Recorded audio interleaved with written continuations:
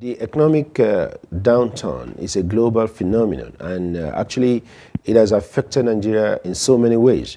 But I think the government and the Central Bank of Nigeria, they have not reacted to this global economic meltdown as fast as it should have been. But nevertheless, I believe that the new governor of Central Bank, Lamido Sanusi, has brought in a lot of measures that one will be cautiously optimistic that it's going to sanitize the market. But right now there's a problem in the banking system and in the economy, in the Nigerian economy generally. And we have to wait and continue to observe the situation as it progresses. What I've been reading in the newspapers, I believe Governor Lamido of Central Bank of Nigeria has been able to put in place a couple of things that will take us out of this problem in the economic, in the Nigerian market, because nobody knew that most of these banks, they have problems.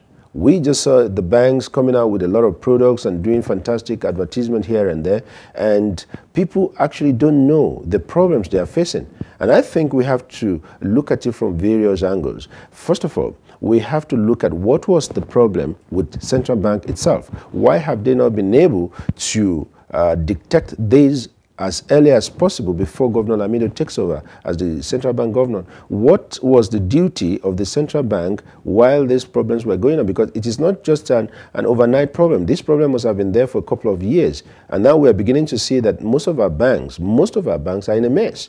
I mean, if you look at a bank like Union Bank that's been in the market for a long time, being found in this mess, I mean, there's a lot to think about the Nigerian economic situation. And now we are seeing that these steps are being taken in the right direction, because the steps being taken by the Central Bank governor right now, I believe, is a step in the right direction. But we just have to be cautiously optimistic and watch the trend so that it won't be something that will just be the typical Nigerian setup, the typical Nigerian mentality to say, yes, after some few months, the whole thing will die down again and nobody will know what has actually happened, and it will be business as usual. So that is why I'm saying that we have to be cautiously optimistic.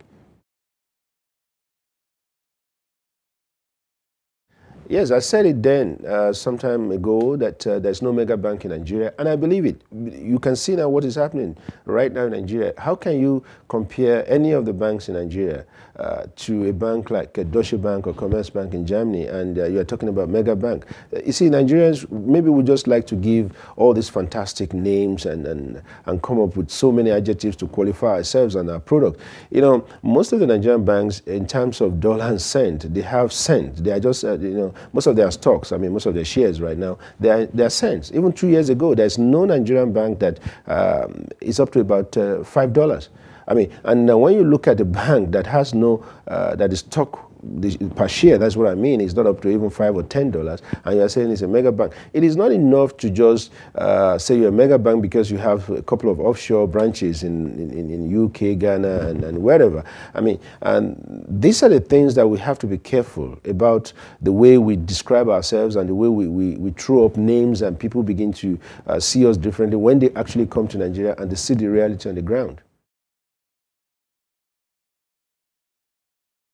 Some of the bank directors are presently being prosecuted. I think we have to wait until the whole, none of them has been jailed, none of them has been found guilty. Most of them are now on bails, and some of them are even taking the opportunity to go for medical checkups here and there outside the world, outside the country as well. But I think we have to see how it goes. Like I said at the beginning, these are the problems that most people will look into and say, listen, we have seen it before, a couple of people being arrested, being prosecuted. At the end of the day, you just don't know the end of it. But let's hope that the governor of Central Bank is going to take some steps to make sure that this will serve as a deterrent to other people in the industry. And not only that, it's not only the banking sector, you have the insurance sector, you have other sectors of the economy, the oil and gas sector, that we have to begin to look at how people use our money, how people make use of the profit being made, and what is exactly behind the scene.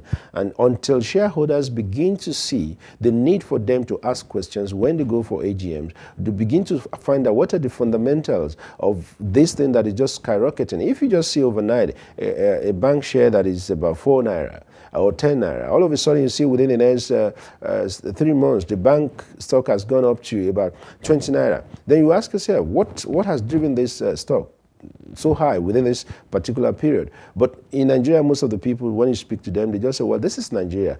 But nobody can actually tell you this is just a fundamental. This is one of the reasons why this thing is going up like this. I think we have to begin to be careful about the way we invest, especially when we are telling people to come to Nigeria and invest. We have to be very careful telling them and giving them the good perspective and telling them the truth about the economy of Nigeria. I do not foresee a new consolidation trend, but maybe from my own point of view, I think there should be merger and acquisition within the market. I think that some of these banks, even if all of them are not going to merge, but we have to see some takeovers, and we have to see some aggressive takeovers as well, or hostile takeovers as well.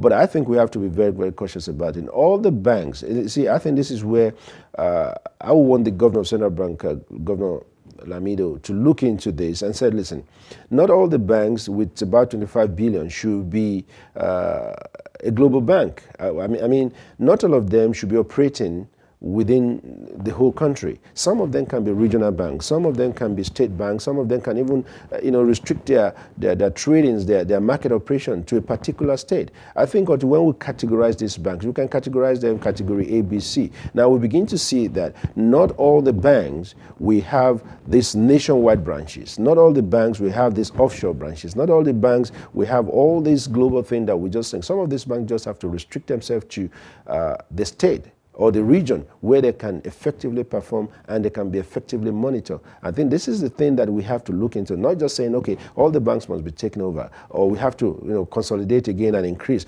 Who is going to put his money? Most Nigerian investors, especially the small investors, I mean, most Nigerians will not be prepared to put their money into the market right now because they have lost money. They see that, look, let me give you an example. A bank share that was bought for 8 naira, and now the thing is about 2 naira whatever cent and 2 naira and some kobo, and you now see that and you're now telling somebody to come and put money in that bank again, or the one that was bought for 30 naira and now the thing is about maybe 11 naira or so. So nobody will actually want to put money into that system right now. So let us begin to see how to categorize these banks. It is done all over the world.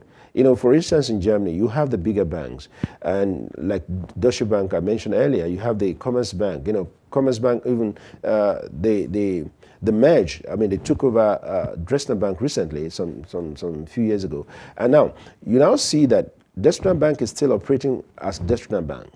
Now, the most important thing is it has been well coordinated in a way that people will understand that these are the two biggest banks we have in Germany.